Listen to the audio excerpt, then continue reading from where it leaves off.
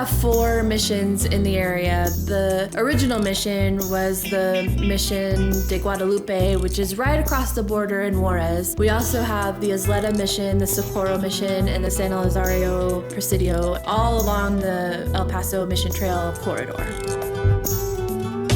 Well, in 1680, the Pueblo Revolt in northern New Mexico created an opportunity out of necessity for a number of the tribes who were supporters of the Spanish rule and the Catholicism to hastily retreat south. And to that end, several of the tribes worked with the Franciscans to establish the Ysleta mission, initially built out of cottonwood that was plentiful in the valley at that time. The dominant tribe at the Ysleta mission is the Tigua tribe. And to that end, the Tiguas had offered up and provided a lot of their characteristic artwork. And so you'll see that when you walk through the chapel. It's a brilliant representation of historic Indian art. This mission was built between 1830 and 1840, and it was in use by 1840. The truly old one that originated with the presence of Pito Indians and Spaniards who arrived here in 1680 in retreat from what is now New Mexico, is now an excavation site. In 1829, there was a very, very significant flood which washed it away. The Pito Indians were able to salvage beams from that mission, and they are incorporated into the present mission. It's looked more or less like this since 1873.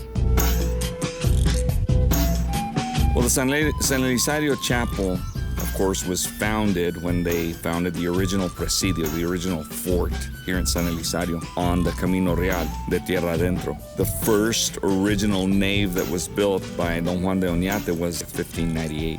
This one that we have now was finished more or less in 1777. Some dates have it as 1789. It's very sketchy exactly when it was done because they had so many problems with floods. I know in 1829, one of the larger floods that they had here, the whole facade actually came down and it changed. Of course, it served the Spanish, it served the Mexican soldiers, and then later on it served the cavalry. It served the Union soldiers, it served the Confederate soldiers. It's always been Catholic, so it still remains a Catholic place of worship today.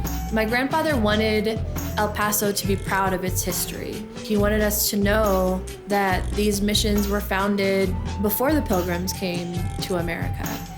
We can be very proud of El Paso's history and the founding of these missions.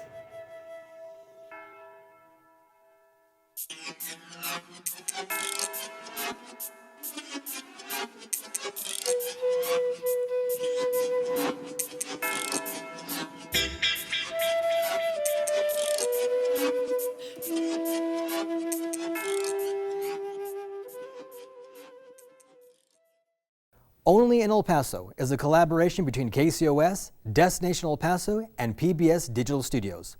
With support from El Paso Electric, proud to be your local utility. The Fountains at Farrah, fashion, food, fun, and a splash of the unexpected. And Texas Gas Service, committed to delivering safe, reliable natural gas to the El Paso community.